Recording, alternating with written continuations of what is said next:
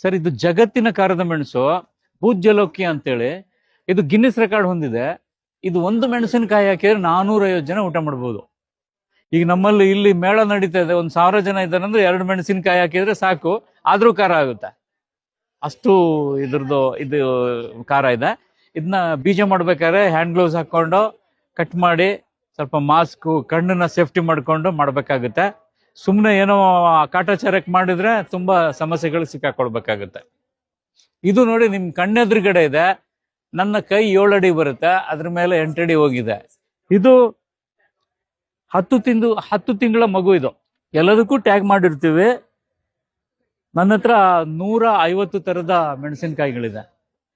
ತಳಿಗಳಲ್ಲಿ 150 ಮೆಣಸಿನಕಾಯಿಗಳು ತಳಿ ಇದೆ. ಮೆಣಸಲ್ಲೇ ಒಂದು ಸಣ್ಣ ಕೂದಲು, ಈ ಕೂದಲನ್ನು 4-5 ಭಾಗ ಮಾಡಿದ್ರೆ ಬರುವಂತ ಸೈಜಿನ ಮೆಣಸಿನಕಾಯಿಂದ ಹಿಡಿದು ದೊಡ್ಡ ದೊಡ್ಡ ಮೆಣಸಿನಕಾಯಿಗಳು, ಉದ್ದ ಅದೇ ಹಿಂದೆ ನೋಡಿದ್ರೆ ನಿಮಗೆ ಜಗತ್ತಿನ ಉದ್ದದ ಮೆಣಸು 18 ಇಂಚು ಬರುವ ಮೆಣಸಿನಕಾಯಿಗಳು ಇದೆ.